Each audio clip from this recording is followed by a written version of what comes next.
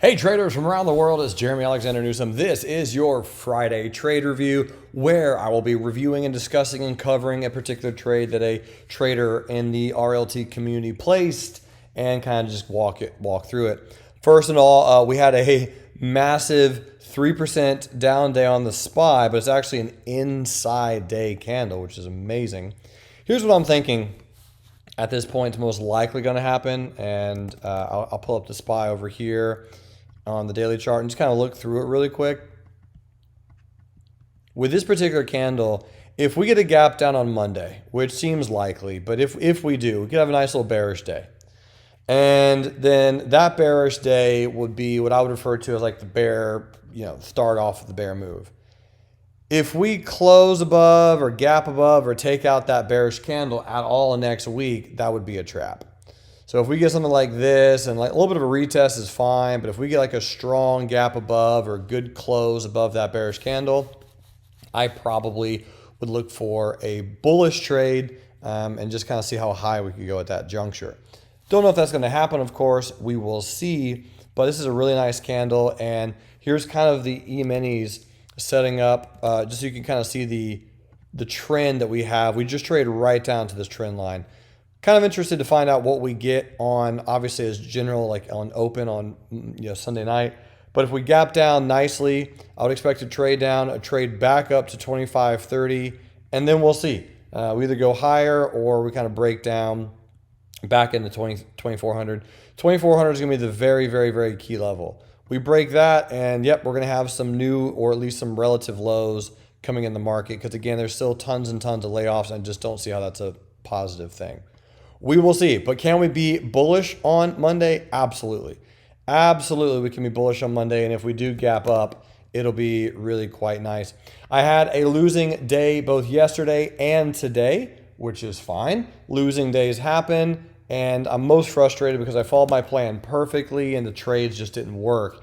And I did have a small profit on Roku at one point. So Roku is the trade that we placed today, based on a trading plan that we're going to be doing and implementing in the month of April. And we're all going to be following it as a team here at Real Life Trading. So we got into Roku bearish, had a nice little S-curve, and I missed a target by 13 cents. And then it bounced and stopped me out. Unfortunate, but it happens sometimes. So I did lose on Roku, and we also played Tesla bearish on a day trade, and we lost on Tesla as well. So we played Tesla.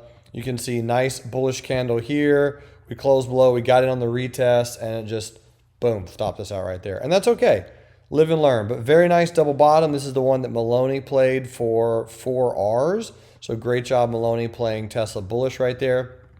I did pop into some puts on Tesla just in case for April, because I think this is a relatively interesting gap down. It's a little bit of a bearish gap, actually, with these two candles, and we opened below those candles, and we were retesting the 100. So I did get in some puts, some 400 April puts, just in case Tesla has a little bit of a bear move, because here on the hourly chart, this is a retest gap on the hourly, and all it would take is some sort, just a semblance of bear movement on Tesla over the next 2-3 days, and we could easily come down and fill the gap at 435. And that'd be almost a 100-point move, or there'd be a nice profit on the puts. So we'll see. But that is a swing trade that I played on Tesla. And then I have some puts that are down right now. But PayPal, got a really, really strong close on PayPal, down 7%. Really good bullish candle. We'll just have to see what happens. But as of right now, looks a little bit on the bearish side. So I snagged another put on PayPal to see if it can roll over. That's some puts I got. Caterpillar, have some puts on Caterpillar if it breaks lower. It doesn't have to, but it could. So we'll just kind of have to see, right? Exponential moving averages look a little bit bearish. So let's go ahead and look into the trade review for today, which is going to be AMD. And there was a few traders who did extremely well on AMD today. AMD has been a very strong stock, and it has not been rolling over nearly as strong as most of the market. So congrats, John Salvio, snagging 0.6 Rs on AMD, and Jason Pags getting himself an R. This was really a pretty basic setup, honestly, on this trade. So what you have right here let's see, let me just kind of minimize these for a second. What you have on 3M, sorry, not 3M, AMD, is you gap down and you had a very nice hammer candle to start the day. Now, the gap down wasn't that massive, right? It wasn't trapping that many people. It wasn't taking out any pivots. It was already kind of in a little bit of a soft bullish uptrend anyway. So we gapped down, really, really nice hammer, and boom, entry would have been right there. Stop would have been right there, right below that hammer. So that's how John Salvio played it. Let's go see how Jason played it. And here is Jason's setup. And Jason, this is a 3-minute chart. So what he did is Jason apparently waited for that bullish move to come in. So waited for the bullish move. It came down and retested. You can see a really, really nice high wave candle. Gorgeous volume there. Bullish candle came in. And then once that bullish candle came in, Jason set up a limit buy at 46.66 with a stop at 4616. That's 50 cents of risk with a target at 47.16. So all sixes. And that trade does look like it worked out really, really nicely for Jason. So Jason, well done. Looks like you got triggered in. You had to hold through a little bit of a retest, which is fine, but you didn't get shaken out, which is beautiful. You had a really good stop location. So again, if we just come back over to your setup, right? So you had an original stop below all of those lows, below all of that support, and you did good holding through that retracement, not panicking. You got the bounce, and then bang, it popped right up into your target, hit your target, made a new high, and you were able to sell there, which was a really, really good setup. And then Josh, so let's see if I can find Josh's trade on AMD. A lot of traders have been focusing on AMD recently, and it's been working out pretty well. Here was Josh's setup, and he was playing the double bottom neckline. So he asked me how I liked the trade, and I said I loved it. This was an AMD setup. You can kind of see it 46.98 by 46.75 as we were retesting that double bottom neckline.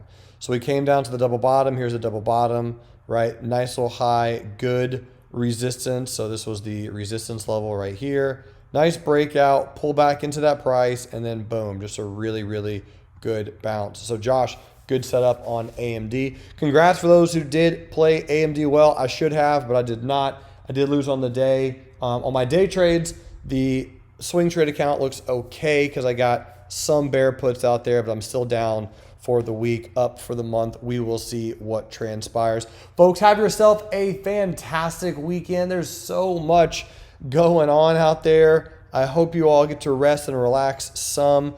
For anyone who's asking, you can pop over to our Real Life Trading YouTube channel and enjoy the beginner series, class 1, class 2, class 3, class 4, already all on our YouTube. Check it out, enjoy, watch as much as you want, and so much more greatness from Real Life Trading and myself coming down the pike, my friends. Thank you for watching. Have a great day, and until next time, love life, live life, and trade it. Bye.